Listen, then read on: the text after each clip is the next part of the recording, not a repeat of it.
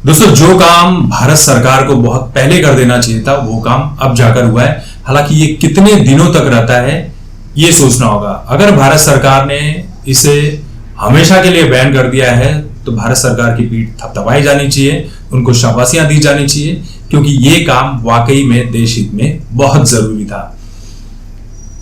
देश में जिस तरह से सॉफ्ट पॉर्न, अश्लीलता बेची जा रही थी, घर घर तक पहुंचाई जा रही थी, इससे बहुत सारे लोग तो खुश थे जो ये देखा करते थे, लेकिन बहुत सारे लोग नाराज थे कि ये सारी चीजें इतनी इजीली सोशल मीडिया के हर स्क्रॉलिंग पर दिख जाती है, इंस्टाग्राम से लेकर फेसबुक, यूट्यूब पर। इसके ऊपर सरकार कोई एक्शन नहीं लेती है। क्यों नहीं लेती है?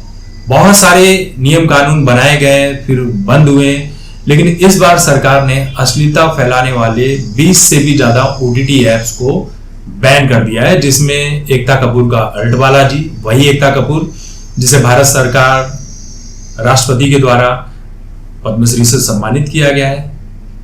किस वजह से किया गया ये तो भारत सरकार ही जानती होगी कि एकता कपूर जैसे लोगों ने इस देश में, इस समाज में ऐसा क्या महान काम कर दिया है जिसके चलते एकता कपूर जैसे लोगों को पद्मश्री दिया गया। वो भी तब जब भारत सरकार 2020 में एकता कपूर ने भारतीय सेना के ऊपर गलत चीजें की थी, जिसे हिंदुस्तानी भाव ने जब ये माहौल उठाया कोर्ट में, तो बॉम्बे हाई कोर्ट ने उनको, हिंदुस्तानी भाव को झाड़ दिया ये कहकर कि यार तुम्हारे पास कोई टाइम नहीं है, तुम्हारे पास कोई काम धंधा नहीं है, तुमको हीरो बनना है, इस वजह से ऐसे मुद्दे उठा रहे हो, बताइए।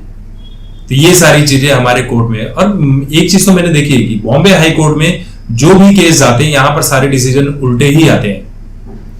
आप उठाकर देख लीजिए, बॉलीवुड के हमेशा सपोर्ट में रहता है बॉम्बे हाई कोर्ट। और जितनी का अभी देखिए, वो ट्रेन ब्लास्ट में जितने आतंकी थे सभी को बाइज्जत बरी कर दिया था। महाराष्ट्र सरकार, बीजेपी ने इसका मुद्दा उठाया और सुप्रीम कोर्ट ने फिर से ये केस खुलवा दिया है। तो बॉम्बे हाई कोर्ट के ऊपर क्या ही भरोसा करोगे यार, ये तो टाइम पास वाली चीज हो चुकी है। ऐसे ऐसे जज यहाँ पर आते हैं जिनको कोई ज्ञान ही नहीं है दुनिया भर का, बस देखते नहीं है, कुछ भी डिसीजन दे देते हैं, लोग इनको सोशल मीडिया पर ट्रोल करते हैं।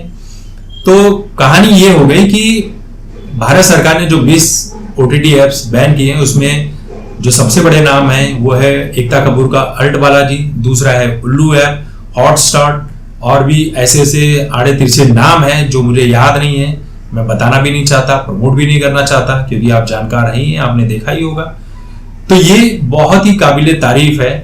और जो स्मृति ईरानी बीजेपी की इतनी बड़ी नेता हुआ करती थी, अब बीजेपी में धीरे धीरे, भले ही वो बोले कि मैं मरते दम तक राजनीति में काम करूंगी, देश की सेवा करूंगी, लेकिन राजनीति में उनका अस्तित्व खत्म हो चुका है, बिल्कुल खत्म हो चुका है। चुनाव हार चुकी हैं, कहीं पर उनको पूछा नहीं जा रहा है, कोई मंत्रिमंडल नहीं मिला है, तो बेचारी थक हार के फिर से एकता कपूर के ही सीरियल, क्योंकि सास भी कभी बहू थी पार्ट 2 में आ चुकी है। अब इनके पास भी कोई काम धंधा नहीं है, ये ईमानदारी के साथ कह रहा हूं।